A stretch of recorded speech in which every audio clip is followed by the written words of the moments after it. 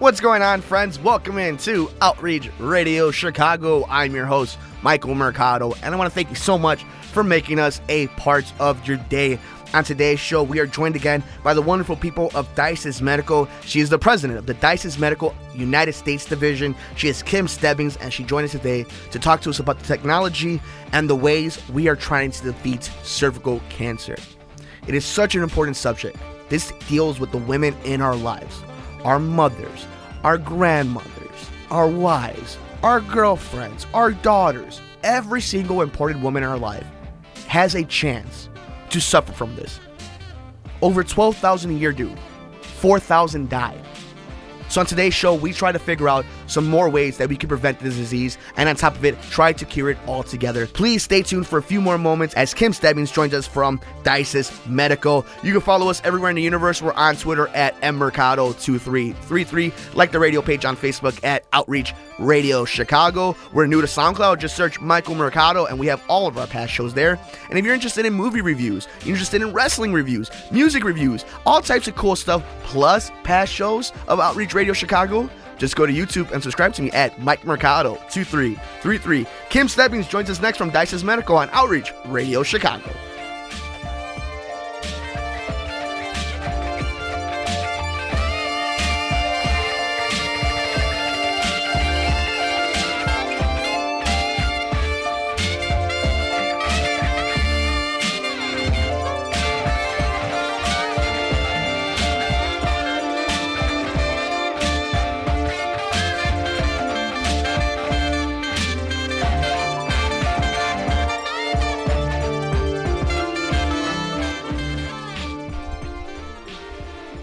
Follow us on Twitter at mmercado2333, like the radio page on Facebook at Outreach Radio Chicago. If you missed any show, go to SoundCloud and just look up Michael Mercado. We have all our past shows right there. And if you're interested in any movie reviews, music reviews, video game reviews, and of course, all past episodes of Outreach Radio Chicago, subscribe to us on YouTube /Mike Mercado 2333.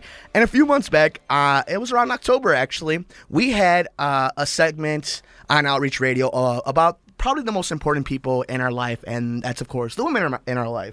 And we had a wonderful representative of Dices Medical, and they gave us some really cool information about the research they've been doing with cervical cancer and the advancements they've made. Well, we had such an overwhelming response with that show, and obviously it's such an important topic for all of us here on Outreach Radio Chicago that we were lucky enough to get as big of a name as you could get in this field. She runs everything over at Dices Medical. She is Kim Stebbings, and she's joining us today on Outreach Radio Chicago. Kim, how are you? Thank you for joining us today. Well, Mike, what an introduction. My goodness. Thank you for having us. Oh, it's my pleasure, and it's I wholeheartedly mean this when I say it's no joke when we say it. The most important people in our life, especially here on the radio show, are the women in our life, our mothers, our daughters, our sisters, our girlfriends, fiancés, whatever the case may be. And what you guys are doing is so important, because I didn't realize that this disease, the first time around we did the show, I didn't realize the first time around that it affects women basically in the prime of their lives, which is so scary because you feel so invincible at this age right now. Exactly, and it's so preventable. So it's so unnecessary if people just know about it and are doing the right things to prevent it. Can you give us a little bit about that? I know some people, if you want to, you go back on YouTube or SoundCloud and look up the past show that we did with the wonderful people at Dices Medical. But for those who are just joining right now, can you just give us a quick idea of what exactly is cervical cancer? Because obviously in today's day and age and Twitter and everything, the big names always get the attention, the breast cancer and the colon cancer, everything like that. But this is as important as anything else on the table. So you can give us a little description about it? Well, cervical cancer affects 12,000 new women every year and kills 4,000 a year. So it's still a very important cancer that can be prevented. And it's caused by a virus. And this is really interesting. I think we're finding more and more cancers are being caused by bacteria and viruses that kind of go haywire in our body. And the virus is called HPV, which is human papillomavirus. And it's the most common sexually transmitted disease that nobody's heard of. It's very common. Most women in their 20s have it unless they've been vaccinated. And it, unfortunately, in some women, it stays around and it persists long enough to cause changes in the cervix that can turn into abnormal cells and eventually cervical cancer. So what exactly is HPV? Because like you were just saying, it's one of the most transmitted diseases that we have, and again, it's another one of these things where because it isn't mainstream in the media, it's gone very much low key and under the radar. So what does HPV does to the human body? And on top of it, there's this test now where it's the Pap test, the smear that they're doing. What exactly is all that working together that you guys are kind of realizing to help figure out this disease? Well, Pap smears have been around for years, and there have been a lot of advances in Pap smear testing. So some of the newer Pap smears are much more sensitive, but they still only detect about 70% of abnormalities that exist in women. So the HPV test actually is more sensitive because it detects if you have this high-risk HPV type that can cause cervical cancer. So when you combine the two, they detect virtually 99% of all potential cervical cancers or even precancers. So it's important you get both, particularly once you hit 30. It's recommended you get both tests, and because that's when if it's still persisting into your 30s and 40s, then we know it's more likely to cause cervical cancer. In the 20s, everybody has it, so it's not quite as important, although I know that the guidelines are changing to go down to 25 years of age because they have found that Pap smears just aren't sensitive enough. So this virus, for whatever reason, certain strains in particular, cause changes in the cells that can turn into cancer. But if we catch them early, they're very, very treatable. And, often it's an outpatient procedure. But if they go for long term and start to become invasive, now you're talking about having a hysterectomy and having chemotherapy, and it's much less curable. So it's just very important you get these tests done routinely when you're young and make sure you know if you're at risk for this type of cancer. Now, let's say you've done the research and then you went to go get diagnosed and you found out that you have this. They have a vaccination that goes with it, right? That helps detect or that help eliminate this disease. At least try to get ahead of it as much as you can. But a two-part question, I guess, is how well does the vaccination work? And being that in 2016, the word vaccination is just such a hot button issue, and people have their own opinion about it. So how much does it work? What's the success rate on it? And on top of it, how hard is it to get people to want to take these vaccinations? Well, it's really interesting because the vaccination is actually given before you become sexually active. So it's actually given to preteen girls and boys. Yeah. Okay, nice. Okay. So it's actually mom and dad who are deciding if they should get this vaccine. Okay. Usually around 11 to 12 years old is when they recommend getting vaccinated, although you can be vaccinated up to 25 or 26 years of age if you haven't already gotten HPV. Once you have HPV, it's just like any other disease. Once you have the disease, the vaccination isn't really that helpful because you already have the virus in your body, and the virus just never goes away. So HPV vaccines, really important to do early. You're right. There hasn't been high adoption of this vaccine, unfortunately, because I think some parents were worried that it might infer to their kids that it's okay to be sexually active, when in fact it's a cancer vaccine. It is the first cancer prevention vaccine ever invented.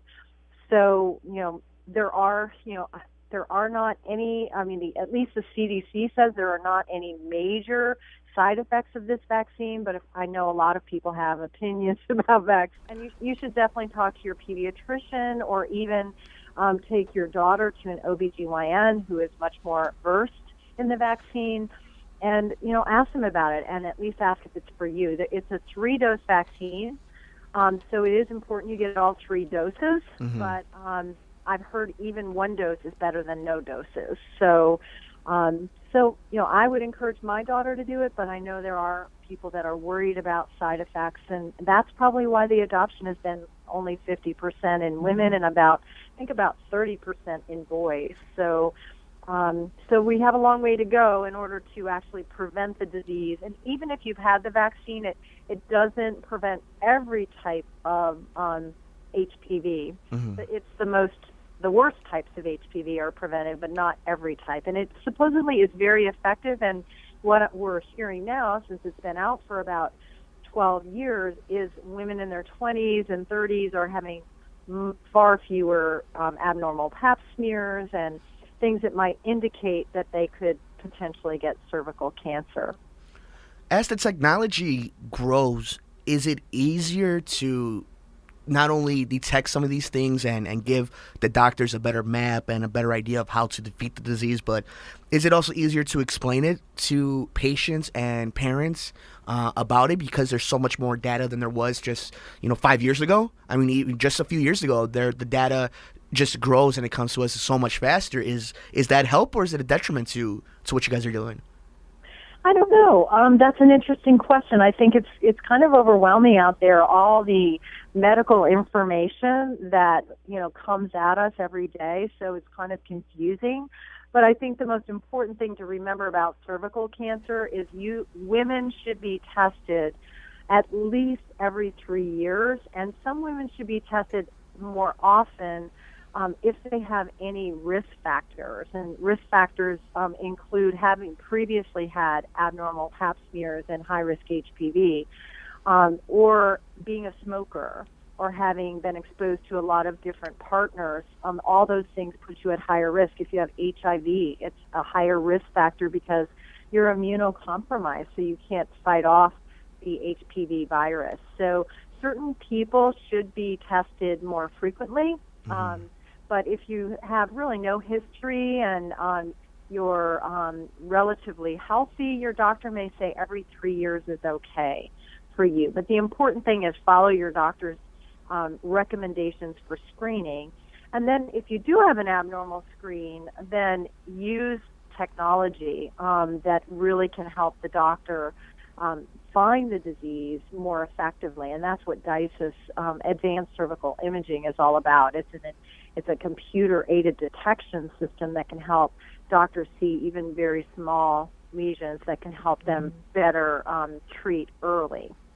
Kim Stebbings joins us today on Outreach Radio Chicago. You can find out more information at dicesmedical.com. And you were talking about this technology. So I actually am looking at some of the notes right here, and that's one of the things that grabbed my attention because it's talking about moving forward, the technology kind of being the next generation of ways to help detect this. But then it allows the doctor to kind of have a better image of what's going on inside the body. So is that automatically right there is allowing the doctor to have a higher success rate, and on top of it, survival rate? Is that kind of what we're looking at?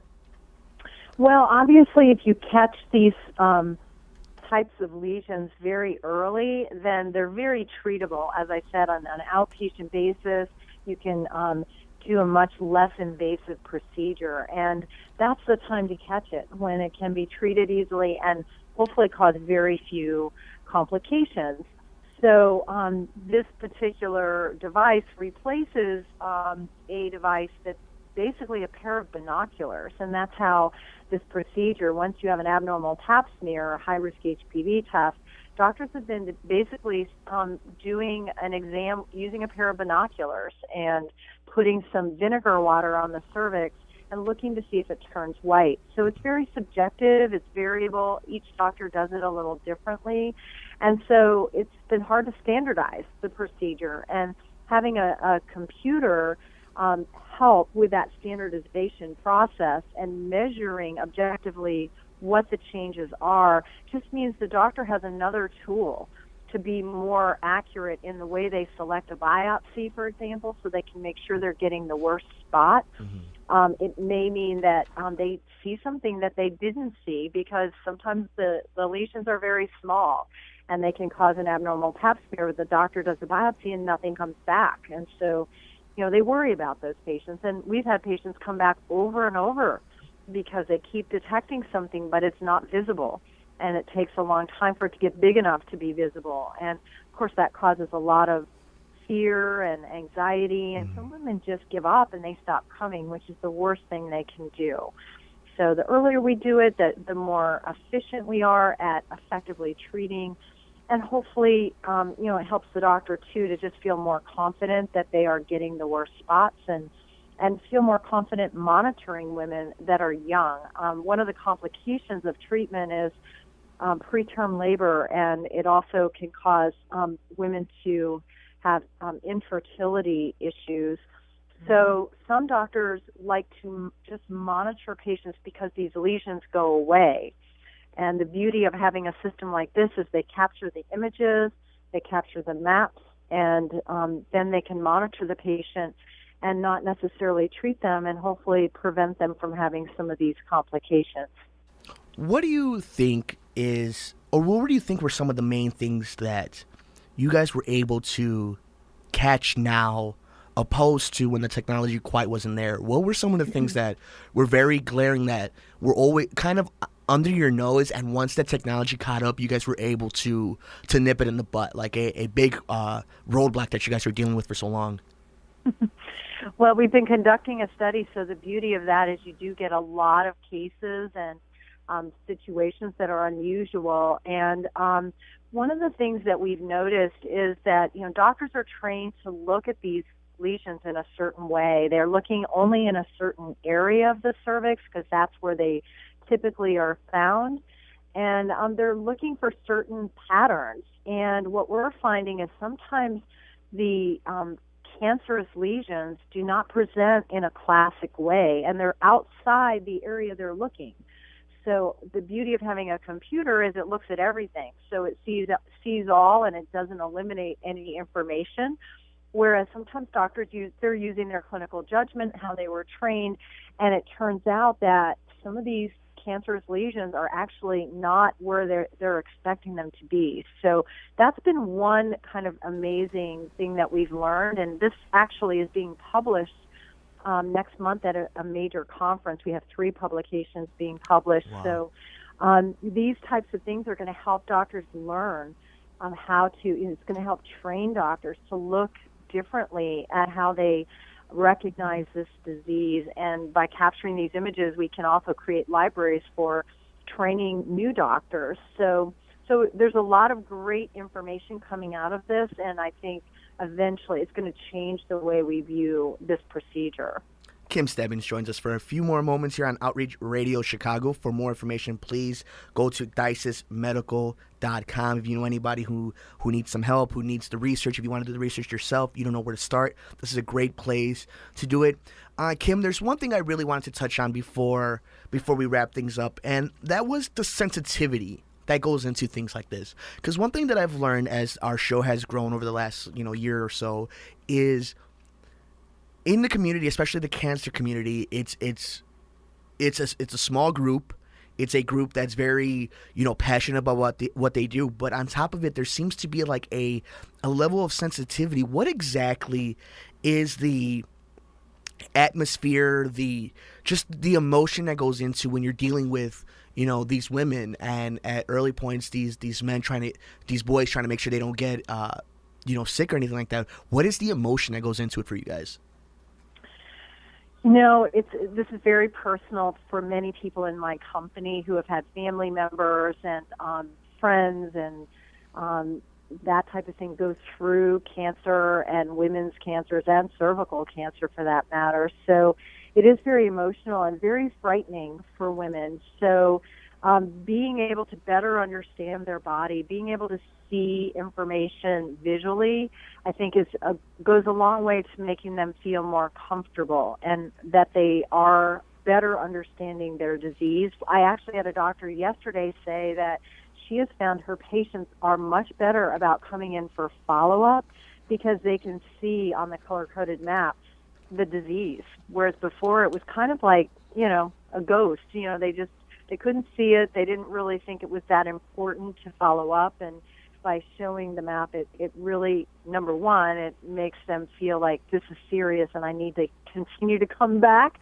and be treated or follow my doctor's instructions. But it also is very educational for them.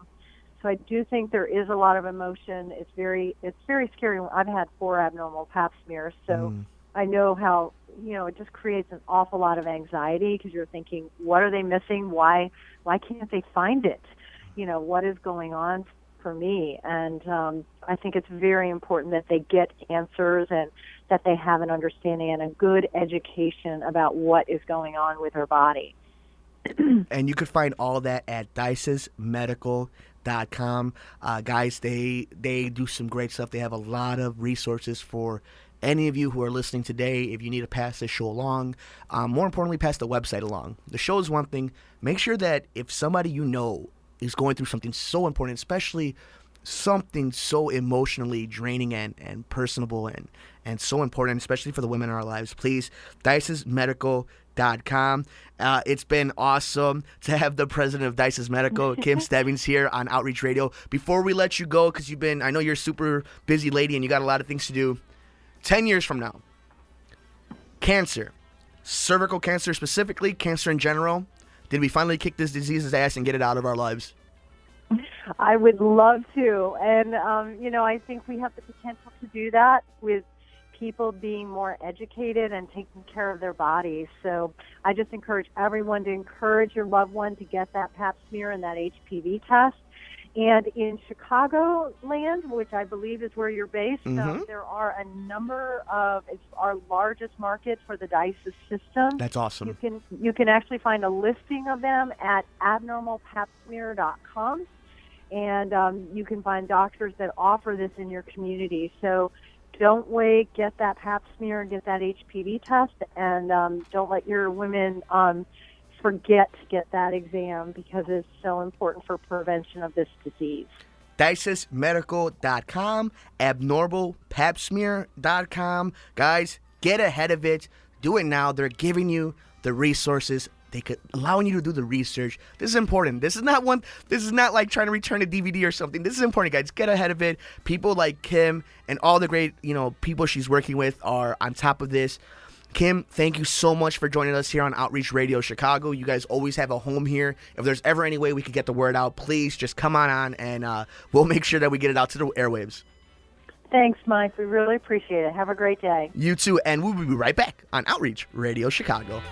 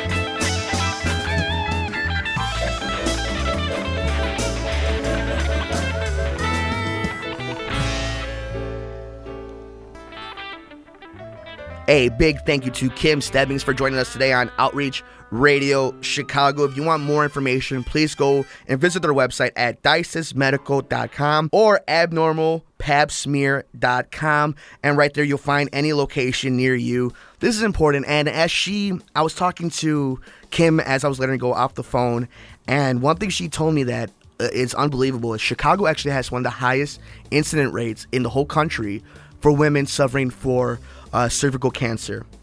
That's crazy. Our own backyard. And she believes one of the things too is women want to take care of everything themselves. I mean, we all know, we see it in our mothers, our sisters, our wives, girlfriends, whatever. They're Wonder Women. All of them are. And to all the guys listening out there, be supportive. Be out there. Make sure you're paying attention. Look at all the signs and be a support group. Do the research, guys. There's no excuse. Google it. It's easy. We're giving you every chance we have right here to make sure that the women in our life are happy, healthy, and they're with us for a long time, telling us what to do. But that'll do it for us here on Outreach Radio Chicago. You can follow me on Twitter. I'm at mmercado2333. Like the page on Facebook at Outreach Radio Chicago. If you missed any show, just go to SoundCloud, search Michael Mercado. And if you're on YouTube, we have movie reviews, music reviews, wrestling reviews. We have all these cool stuff. It's on YouTube /Mike Mercado 2333. You can even see past shows there. It's pretty fun stuff, guys. Thank you so much. Another big thank you to Kim Stebbings from Dices Medical. One last time, it's dicesmedical.com or abnormalpapsmear.com. Guys, do the research. Make sure that the women in our lives are happy, healthy, and bossing us around. We will see you next time on Outreach Radio Chicago. Take us home, Hob.